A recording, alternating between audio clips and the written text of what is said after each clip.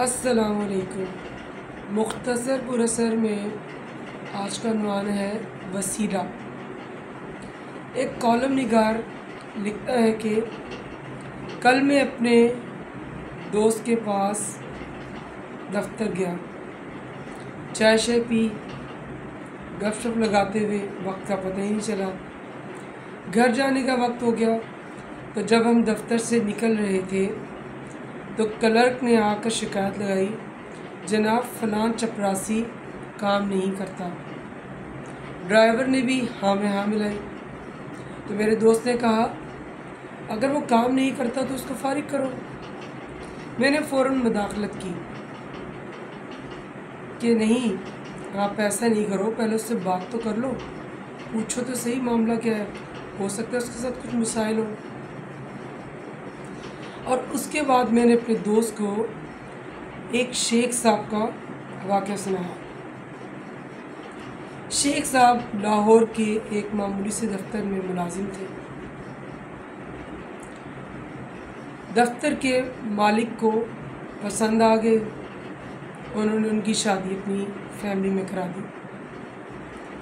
قدرت کچھ ایسی مہربان ہوئی کہ شیخ صاحب ایک دکان سے ایک مارکیٹ، ایک فیکٹری سے دو چار نہیں بلکہ کئی فیکٹریوں کے مالک ہو گئے۔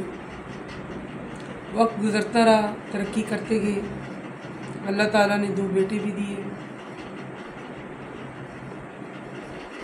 چھوٹے سے گھر سے لاہور کے ایک پوش علاقے میں 2 کنال کوٹھی میں شفٹ ہو گئے۔ چھوٹے گھر کو خیر بات کہا۔ مالی کی ضرورت پڑی تو چکوال سے آئے ہوئے سلطان نامی ایک ملازم جو کہ فیکٹری میں کام کر رہا تھا، اس کو اپنے پاس 1500 ماہوار تنخواہ پر مالی رکھ لیا اپنے گھر میں۔ وقت گزرتا رہا، اللہ تعالیٰ کی بڑی عنایات تھی شیخ صاحب پر، دن بدن ترقی، اچھے سے اچھا وقت، زندگی بڑی اچھی گزر رہی تھی، بہت مطمئن تھے۔ ایک دن کیا ہوا، آفس سے گھر پہنچے اور کچھ لمحے کے لیے آئے، گاڑی کھڑی کی باہر، اندر داخل ہوئے، انہیں واپس جانا تھا تھوڑی دیر میں کہ نہ جانے کیسے سلطان جو کہ ان کا مالی تھا، وہ جو پودوں کو پانی دے رہا تھا اس کے ہاتھ سے پائپ پھسلا اور شیخ صاحب کے پورے کپڑوں پر پانی کی فوار اور ان کے کپڑے بھیگ گئے۔ سلطان فوراً ان کے قدموں میں گر گیا اور معافی مانگنے لگا، لیکن شیخ صاحب کو اتنا غصہ آیا کہ اس کو نوکری سے نکال باہر کیا۔ اس نے بڑی منت سماجت کی لیکن شیخ صاحب نے ایک نہ سنی، کپڑے چینج کیے اور چلے گئے آفس۔ سلطان نے سوچا کہ صاحب کا غصہ ٹھنڈا ہو جائے گا تو معاف کر دیں گے۔ اس سے اپنا سامان تو باندھا، ایک چھوٹی سی پوٹلی تھی جس میں اپنے کپڑے وغیرہ باندھ کے وہ گیٹ پہ ہی بیٹھ گیا کہ شام میں جب صاحب آئیں گے تو معاف کر دیں گے، ان کو غصہ ٹھنڈا ہو جائے گا۔ جب شیخ صاحب شام کو گھر پہنچے تو دیکھا سلطان وہاں گیٹ پہ بیٹھا ہوا ہے، تو گارڈ کو کہا کہ اس کو دھکے دے کے یہاں سے نکالو اور آج کے بعد مجھے یہ یہاں نظر نہ آئے۔ گارڈ نے اس کو اٹھایا، وہاں سے نکال دیا اور اس طرح سلطان وہاں سے چلا گیا۔ وقت گزرتا جا رہا تھا، حالات نے پلٹا کھایا۔ شیخ صاحب کی فیکٹری میں ایک دن آگ لگ گئی اور پوری فیکٹری جل کر راکھ ہو گئی، ساتھ میں کچھ مزدور بھی جل گئے۔ خیر، اللہ تعالیٰ کی بڑی عنایات تھی ان پر۔ لیکن پھر کچھ وقت گزرا تو ان کا جوان بیٹا جو کہ یونیورسٹی کا اسٹوڈنٹ تھا، وہ اپنے دوستوں کے ساتھ سیر کے لیے مری گیا۔ وہاں سے واپسی پر حادثہ پیش آیا اور وہ اس دنیا سے رخصت ہو گیا۔ اس کے بعد تو جیسے شیخ صاحب کی کمر ہی ٹوٹ گئی۔ आए दिन नुकसानात, लाखों करोड़ों का नुकसान हो गया, कारोबार बिल्कुल ठप हो के रह गया, काम दिन ब दिन बंद। फिर शेख साहब जिस 2 कनाल की कोठी में रह रहे थे उसको बेचकर एक 10 मरले के एक आम से तर्ज के मोहल्ले में आके रिहाइश इख्तियार की। बाकी मादा जो कारोबार था उसको बेचकर बेटे के लिए, जो छोटा बेटा था, उसको एक कारोबार नया शुरू करके दिया। और कुछ 60 साल की उम्र के उस हिस्से में बिल्कुल परेशान होकर रह गए कि अब क्या होगा, आगे ज़िंदगी कैसे चलेगी। उनकी कुछ समझ में नहीं आ रहा था कि ये सब उनके साथ क्यों हुआ। कि किसी ने मशवरा दिया कि आप किसी पीर से, किसी फ़कीर से मिलें, उनसे कोई दुआ करा लें तो हो सकता है आपके हालात बदल जाए। दिल को बात लगी, पीरों फ़कीरों के पास पहुंच गए, लेकिन खैर वहाँ से भी कोई ऐसा मामला नहीं बना और बीमारी में, परेशानी में बिस्तर से लग कर जो है लेट गए। कुछ वक्त गुजरा कि एक जानने वाला, पुराना जानने वाला उनसे मिलने आया।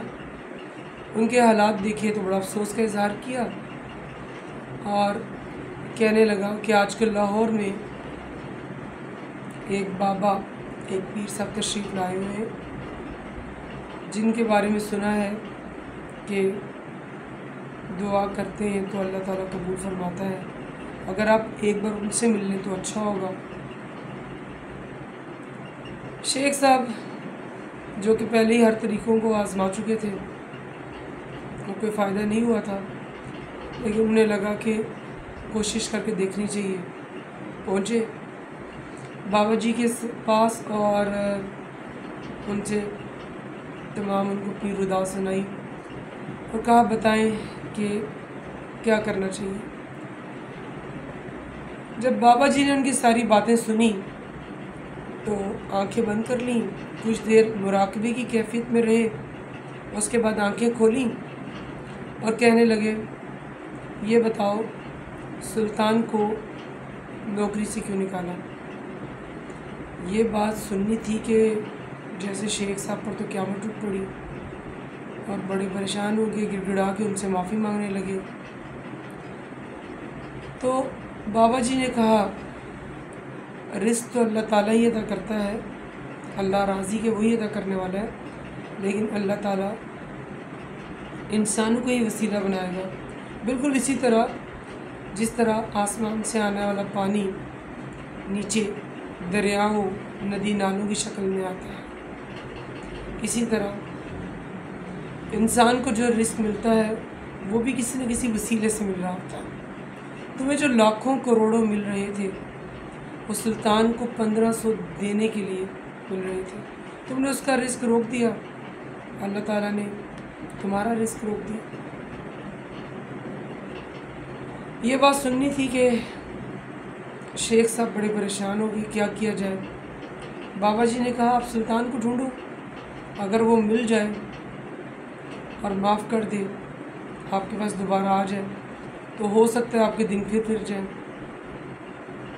ये सुनना था कि शेख साहब घर पहुँचे और पुराने कागजात की छानबीन करने लगे कि शायद कहीं कोई पता, कोई और मालूमात कुछ ऐसा मिले जिससे सुल्तान के बारे में पता चल सके, लेकिन ऐसा कुछ भी ना मिला। फिर याद आया कि वो चकवाल का रहने वाला था। चकवाल जा पहुँचे, वहाँ भी उसके बारे में कुछ नहीं पता चला। छोटा बेटा ढूंढता ढूंढता बाप के पीछे चकवाल ही गया, वहाँ से उनको लेकर आया। परेशान, दिल में चैन नहीं, सुकून नहीं। इसी परेशानी के आलम में कुछ दिन बाद फिर चकवाल जा पहुँचे, लेकिन खैर सुल्तान का पता कहीं से ना मिला। फिर उन्हें ढूंढता हुआ जब बेटा पहुँचा तो देखा वहाँ बैठे चकवाल के अड्डे पर अपने बालों में खाक डाल रहे। बेटा रोता हुआ बाप को अपने साथ लेकर आया। ऐसे बीमार पड़े कि उसके बाद इस दुनिया से ही रुखसत हो गए।